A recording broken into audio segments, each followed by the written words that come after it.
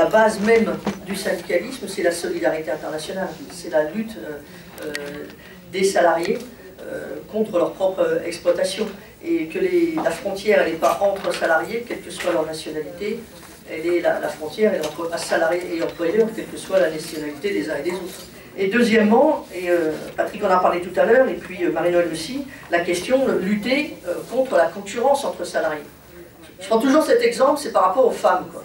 On a encore aujourd'hui trop de différences dans les salaires hommes-femmes, hein, on parle encore 27% hein, de différence moyenne, mais bien qu'il y ait eu tout ce combat des femmes et des hommes pour l'égalité hommes-femmes.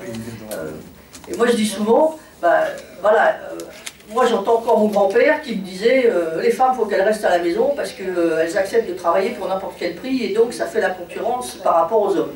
Il est important, et ça c'est ce sur quoi nous battons, il est important que chaque travailleur en France, à son poste de travail, bénéficie des garanties sociales françaises. Je crois que c'est ça le fond.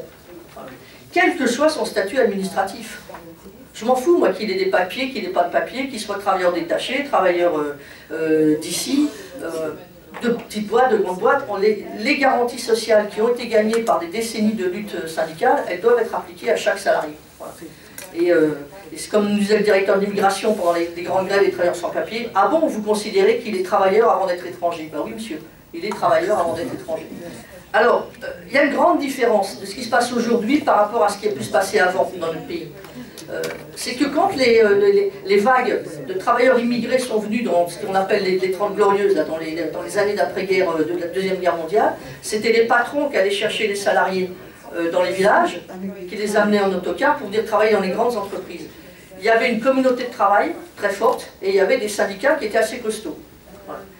Tandis qu'aujourd'hui, aujourd'hui ça date déjà maintenant, hein, depuis on va dire 1974, à la fin de l'immigration professionnelle légale, aujourd'hui les migrants ils viennent tout seuls et ils se trouvent du boulot dans des petites boîtes, dans des boîtes d'intérim. Et malheureusement là où il n'y a pas d'organisation syndicale la plupart du temps. Voilà. Et donc il y a eu toute cette bataille petit à petit de gagner des critères de régularisation. Parce que nous on n'est pas dans l'idée de faire ça là, au petit bonheur la chance et puis à la tête du client, quoi. Voilà. Il faut que chacun, que le travailleur migrant, qu'il soit dans une grande ville, une petite ville, qu'il soit tout seul ou qu'il connaisse du monde, il faut qu'il se dise voilà, là est-ce que moi je remplis ces critères-là ou est-ce que je les remplis pas? Et comme ça on est arrivé, pour nous 2012, 28 novembre 2012, la circulaire Valls, hein, je vous passe très vite l'histoire, c'est la concrétisation pour ce qui concerne les travailleurs, des critères de régularisation qu'on avait arrachés par la lutte des travailleurs sans papier. Donc maintenant, nous, depuis 2012, le but, c'est premièrement faire appliquer cette circulaire dans chaque département de la même façon, et pour chaque salarié qui peut y avoir droit.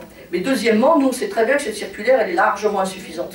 Et vous avez sûrement vu les différentes luttes déjà qu'on a eues sur les travailleurs au noir, un peu expérimentales, mais en tout cas là, vous avez dû voir, il y a une quinzaine de jours, on a gagné pour les salariés femmes, les coiffeuses au 57 boulevard de Strasbourg, on avait déjà gagné avant au 50 boulevard de Strasbourg, des salariés sans bulletin de paye, et souvent même sans salaire. Hein. On était arrivé à des situations où le patron était parti ou refusait de payer.